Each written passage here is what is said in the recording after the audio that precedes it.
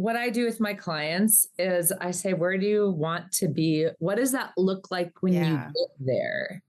It doesn't necessarily be like, oh, I want to get rid of this trauma. I want to get rid of that trauma. Yes, sometimes that's in there. Sometimes it's just like, I hate relationships, but I kind of want to be in one, but I'm so afraid I'm going to date another narcissist, or I'm so skittish, or I'm so angry still, whatever it is. Right. And so we can really sit down and see what is that really deep root, and let's shift that in really healthy ways. Welcome to the That's Where I'm At podcast. I'm Laura, happily divorced after spending years with a narcissist. I believe keeping secrets will make you sick, and that they always come to light in the end. As women, we're often told to be quiet, don't share your story, don't talk about the things we go through.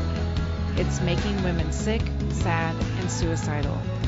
We don't have to be on the other side to share our story. This show is for the women still in the middle of the mess, but showing up bravely as they heal. It's time to share these stories with each other so we can learn, grow, and heal together. I'm Laura, and that's where I'm at.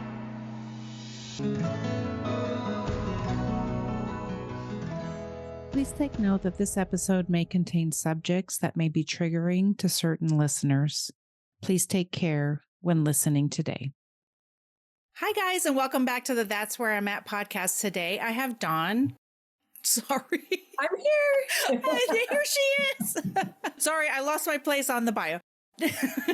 Dawn works to help people find and maintain their ideal relationships. Dawn has board designations for hypnosis and NLP training and coaching. She also is an accredited certified EFT practitioner and EFT relationship and intimacy coach. I'm so glad you're here, Dawn. Thanks for having me. Oh my goodness. So I'm really excited to talk about this because I was telling you before we came on that I've done all this stuff and I just love it because we are a whole body. And I felt like after my divorce, I felt like I needed more than just therapy. And so I started doing a lot of stuff for my mind to really heal my mind. So tell me how you got into this. The funny thing is, I started out as a massage therapist and I worked with people in auto injuries and realized how much of their emotion was trapped in their bodies. Yes. Started reading Peter Levine's work. I did somato-emotional release with craniosacral. Then I became a homeopath. Then I added tapping. Then I added I just kept adding and adding to get deeper and deeper into the mind and really help people resource who they are and clear those unconscious beliefs, all the things that you know about. And how do we get this out of our body? Because it's really impacting us at such deep levels. Right. And how are you seeing that in people? Because I know that I've noticed that too, especially when I do get a massage monthly and I love it because I feel like it's really healing. And sometimes I cry and all the things, right? So tell me how some people are holding on to that. Yeah. So think about it this way. Whenever we have something stressful happen to us, our brain can't tell the difference between past, present, and future. So imagine one of your past relationships that was a time that you were really freaked out. If you think about it right now, you can feel it in your body. Yeah. When you start imagining what could happen when you get home or what could happen at your job or that scary thing that's going to happen on that podcast I'm doing later today, right? You can feel it in your body. Yeah. And so what happens is when we have thoughts and emotions, we hold that in our nervous system, which then patterns into our body, which then can create symptomology and symptoms of disease. Oh my goodness. I mean, it's so true. And it's just, that's amazing. I guess I didn't realize I was a speech therapist for 15 years. I guess I should have realized. I didn't realize that it was all thinking everything's happening right now, which is, I guess, why we feel anxiety over things that haven't even happened yet, but we're just so worried about it for the future, right? Our body's going, it's happening right now. Absolutely. And we create our reality even on what those thoughts are. So for example, if I've been in a narcissistic relationship and I'm like, oh, I'm going to get yelled at for this. Yeah. And now I'm in a super healthy relationship. My brain is still going, is this safe to share? Is this safe to share? And it starts making up stories that actually create more of a potential for a fight or for a breakdown when really we're in a place of safety now, if we haven't done the work to clear those emotions from the past relationships. And so what do you do to help people find and maintain their ideal relationships? So it looks like a few things. My core is about working with the unconscious mind. So let me explain what that is for some of your listeners. Have you ever driven to the store and you got there really safe and you're like, how did I get there? Right. Yes. That's your unconscious mind going, oh, I know how to get there. Yeah. Have you ever tried to go to the store and then you get home and you're like, wait, wasn't I on my way to the store? How did I get over here? Yeah. That's also the unconscious mind. So just the same way it drives us home when we're trying to go to the store, that's how it's driving our relationships, our reactions, our fears, our emotions. And so what I do is I help people through emotional freedom techniques, also known as tapping, hypnosis, other healing techniques that are mind-body techniques. I help them clear the emotions from their mind and body and clear the belief systems that have been put in, beliefs like that we all have as humans. I'm not good enough. I'm not lovable. I'm not worthy. Those things that pop up and really influence how we're interacting with ourselves, our worth in the world, and our significant others or potentials. Okay, so there's got to be ways, I would guess. Okay, I haven't started dating, so Yeah.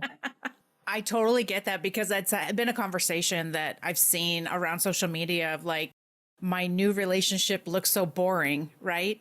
Because if we were used to chaos.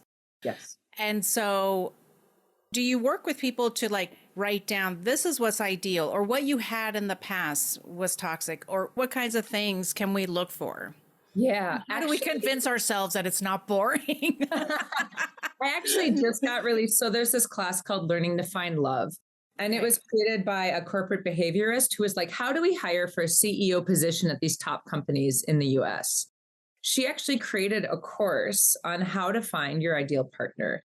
And so what that looks like, and I just got permission because long story short, what we do is we look at what didn't we like in our past relationships and turn that positive.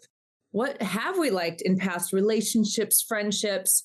We look for themes and then put those together. And we look for really what are the 5 traits that we need for someone really deeply to have a good long-term relationship. And then those fears come up like, oh, no one is out there, or I'm too old for that, or I live in too small of a town, or whatever the fears are. We do the tapping around that. Okay. So we look at the traits, then we look at how are they treating us. We should have what we call king queen treatment, that loving consideration. Like, for example, my significant other opens my car door for me, right? And he's like, I know you can. And some women are like, that's so dumb. Right. It took me a long time to get used to, but it's like, it's really interesting to just sit there as he walks around the car and opens the door for me and offers me his hand. Because there's part of me that still goes, well, who am I to sit here? Oh, other people must think I'm a snob or whatever. When really he's like, I love doing that for you. Like, I love being able to guide you out of the car, to have you on my arm. So we look at what ways do we want to be treated, and also making sure we can accept that. Right. First. Well, and it's so true because I think about people who open doors for each other or whatever. And it's like, I actually like that. And I think of it as a courtesy. Same thing with ma'am. Like, that doesn't bother me. Like, I know they're not trying to call me old. I know that they're being courteous, those kinds of things. And so I try to take it that way because I'll open a door for somebody or somebody open the door for me. Yes, we can all walk around going, I can do that. But so I guess it really, sometimes those kinds of things, when they come up, it might be a thing about worth, right? Or your value. And so when you're working with people, I guess some of the stuff that we're going to see that may come up is that worth and value, because that's something that I work with women as well, is that gets to be hard. And people say, no, it doesn't matter what I want, because really, truly, the underlying thing is they don't believe that they are worth having anything good or a good relationship or anything like that. How does that come up for you?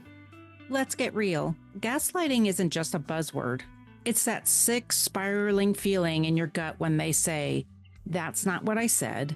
You always twist things. Or you're too sensitive. I was just joking. Yeah, I can totally relate. I spent 33 years with someone who made me feel like I was the problem every time, no matter what. That's why I wrote, You're Not Crazy, Reclaiming Your Sanity and Self-Worth After Narcissistic Abuse. Because you deserve to trust your gut again. You deserve to trust you. And spoiler alert, you were never the problem. Gaslighting is the main tactic of a narcissist. This book won't fix your ex, but it will help you fix your peace. Just check out the link in the show notes to get your copy today. Don't wait to start your healing. So it's interesting because I've always been a very strong, independent woman. And when I was in my 20s, I was with a guy and it slowly degraded over time. And I'm sure a lot of your listeners can relate to it, where one day I was climbing out a window for my own safety and driving to a hotel, right? So, wow. And then I sat there going, how did I get to this position? Like, right. I work at a college, I teach, I own a business. How the heck did I get into a relationship where I'm climbing out a window? Yes. Right. And what I had to realize for 3, 4, 5 years later, it was that slow degradation of my worth that I, like, outside, I was like, yeah, I'm strong, I'm independent. But something inside me was like, oh yeah, well, I'm tough. Look how much I can handle it. Right. But then when I got back out into the dating world or really started doing stuff, I was like, wow, those words really impacted me at a much deeper level than I thought. So it was almost like there were dual parts of me. The part of me that's like, look at me, I'm this rockin' business owner at the age of 24. And the other one that's like, holy crap, I look at how I got there. Like, what the heck happened to me? Do I really know what I'm doing? Right. What's my value? And I think where it comes down to then a lot of men and women both, right? Because yes, women are more often in narcissistic relationships, but men are definitely challenged with them as well. Then where do we hold our power? Yeah. Like, how do we get back to our power? So sometimes as a protective mechanism, we go, I'm never going to date again because I'm strong, independent. Right. And I'm never going to date again because I can do it myself. And of course we can, but we were in a relationship because we wanted to be loved. We wanted to be cherished. We wanted that. So when we do our healing, we can get back to that. I noticed that too. I had to watch myself after my divorce and be like, okay, I don't want to overcorrect. And now I'm like, I'm this strong, independent woman. And I'm never letting anyone near me ever again. You know, I'm like, hello, that's a trauma response. And I totally get it. But it's been a matter of, it's been that unpacking, right? Saying to myself, I'm worth this, but really not believing it until I started unpacking some things in my past. And I would guess that with you doing the tapping and all those kinds of things, even the hypnosis for me was instrumental because I was able to pull out some stuff from my past and go, that's why I made the choices I made. It's been going on forever. Are you finding that? And is that helping your clients? Yeah, most of what we learn in our belief systems come before the age of 8. Okay. So for example, like we're in kindergarten and we've got a teddy bear and we're hanging onto the teddy bear and some kid comes and tries to steal the teddy bear from us. And then we fight over it. And the teacher comes over and goes, oh, honey, just let them take the teddy bear. Here's this other doll to play with, or here's this truck to play with.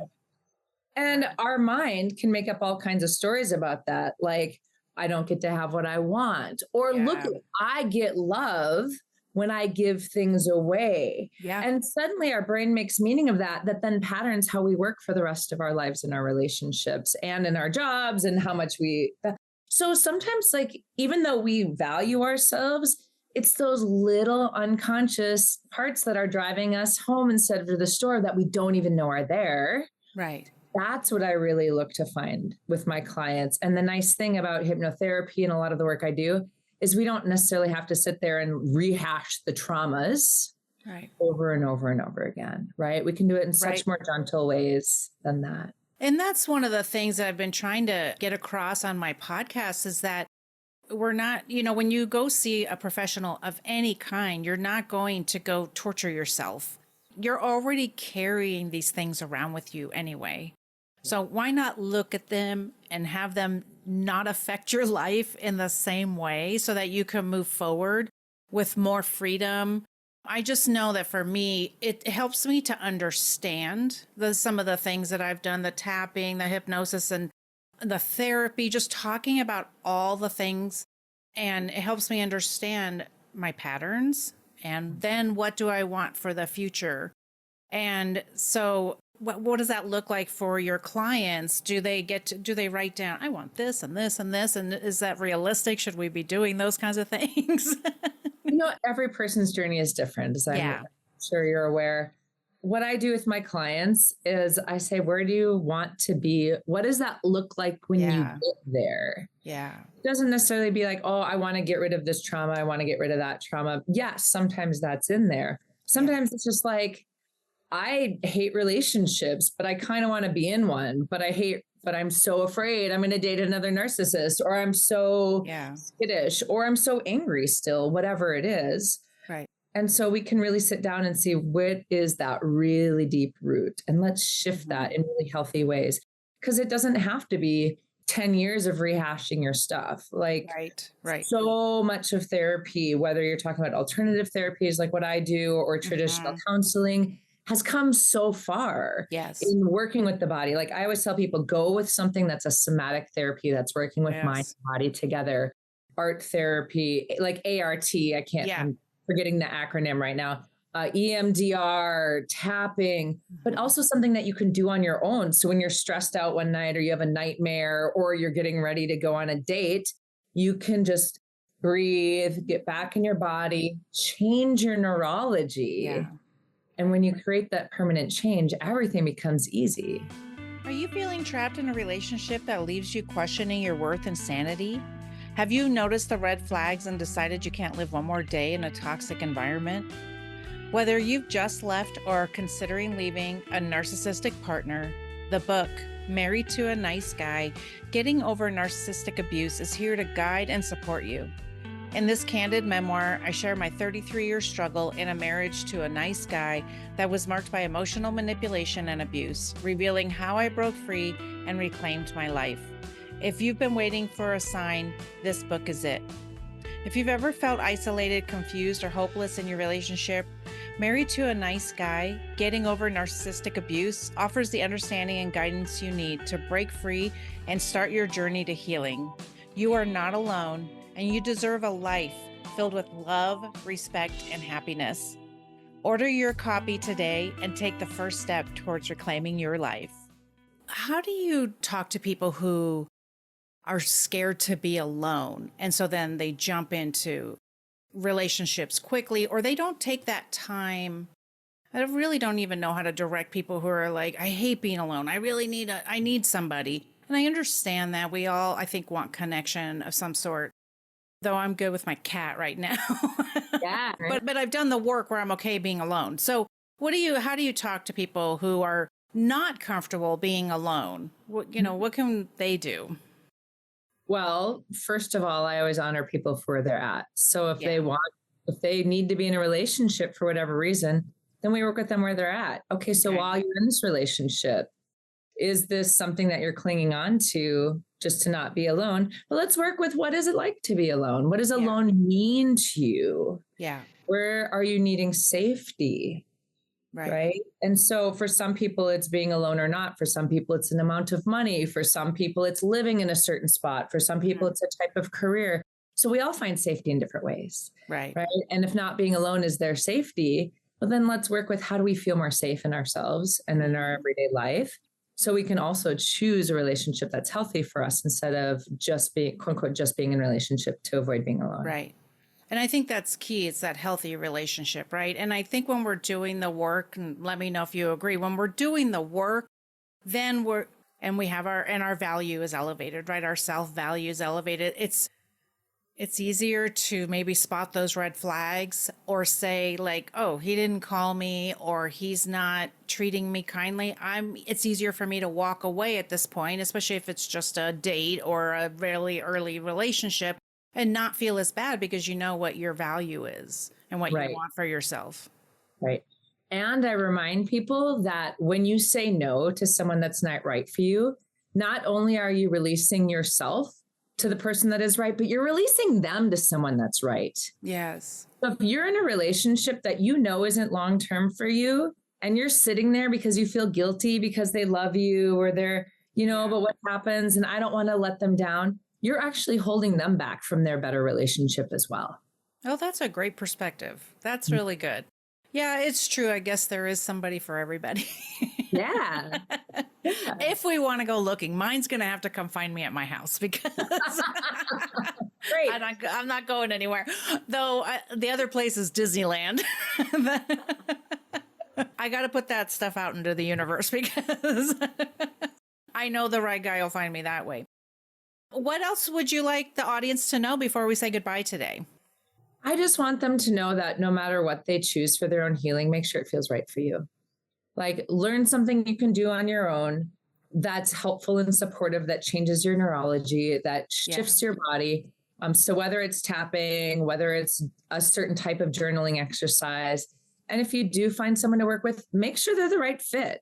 Yeah. Like, interview your people before you just schedule an appointment off a bio on the website, and make sure that they can really support you in the way that you need, that you resonate together. We'll talk about that because I've had friends who have said, I can just not go back to a second appointment if I want. I'm like, yes, you're not forced to stay with somebody you don't like, because you're not going to get anywhere if you really don't like the conversation you're having with any kind of a therapist. So talk about that. Give people permission to do that. Yes. Just like any other relationship, you want safety, you want trust, and you want something that resonates. So just for a really broad example, if I don't believe in God and you do, and I'm sitting there as your therapist talking about God all the time, well, I step backwards, but you know what I mean? And that doesn't resonate with you. Right. Like, our whole conversation is going to be stilted because either I'm going to be faking something or I'm going to feel pushed to do something. None of that works. Yeah. Right? That makes sense. So it's really about who resonates with your values, your beliefs, who feels like they're supporting you, but also has that boundary where it's not just like, oh, we're a friend, we're just talking for an hour forever and ever, but where you really feel like you're making movement forward. They're setting goals with you. Yes. Right? Like, I set goals with all my clients. What do you want to see? Okay. And they might come in with something different, like, oh, I've been eating a bunch of chips from the fridge and I really want to not eat chips anymore. Great. I can do a hypnosis session on that. Right. How does that align with your goal? Right. Or doesn't it? And then if so, do we want to shift the goal temporarily or not? Like, those are conversations that one should have in a therapeutic relationship. I like that idea of even just hanging out and just talking the whole time, because I've had people tell me that, well, I just talked the whole time and they didn't do anything or say anything. And I'm like, but then I've had good therapists and good, alternative therapy where they actually set goals with me and they want to know what I want for this session and for the future and things like that. And they want to make sure that everything we're doing is aligning with that. So, but I think I can resonate with the fact that if you are not confident in yourself, you might feel bad. Or if you haven't been to therapy, you might feel bad about saying, well, we're just hanging out talking for an hour. I don't feel like I'm getting anything out of it. But we're telling them you don't even have to say anything. Right. Just cancel your next appointment and go away. Right. And they may call you and stuff. Yeah. And it sucks to ghost people. And you may feel bad about that as well. Yeah. It's best if you can learn how to have that honest conversation of, hey, this just isn't working for me. So the next appointment is a no. And I know that some people maybe not be at that place yet. Well, and that's an easy way to say that, right? This isn't working for me. And they shouldn't pressure you. And if they do, just run. Yes. They shouldn't pressure you. Right. Where can everyone find you? So I'm actually, there's a couple of things. Unified-mind.com is my website. You can find me on all the normal social media sites. But also I wanted to can I do a special offer for your audience? Sure, of course. Yes. So I think tapping is such a valuable technique that I have a half an hour program to teach it to people online. So you can get that at unifiedmind.info. There's no dash because we'll put all of it. We'll put all of it in the show notes, and that they'll have it in there too. Perfect. Yeah, it's forward EFT for Emotional Freedom Techniques self-care. So unifiedmind.info/EFT self-care. You can sign up. You can get the free class. It's got a PDF on how to do it, do it, all the places, because I really feel like people deserve love. Yeah. Both with themselves and with another person. And so the healing is the best way to do that. The best way to get to that. So. I love it. Thank you so much, Dawn, for being here and for sharing with everybody. I really appreciate that. And guys, if anything resonated with you today, please contact Dawn and touch base with her. We'll have all her information in the show notes. Of course, go find her everywhere. And then go find us on Apple and Spotify and tell Podcast Land that you love us. So Thank you so much for being here, Dawn, and we'll talk to you guys next time. And always remember, your voice matters. Bye. Thank you for joining me today on the That's Where I'm At podcast. Did the story today resonate with you? Do you think others would benefit from hearing the stories we are telling? Please go to Apple or Spotify right now to leave a review so everyone in podcast land will know you love the show. We want to continue sharing stories of hope and healing. I'll be back next time. I'll talk to you then.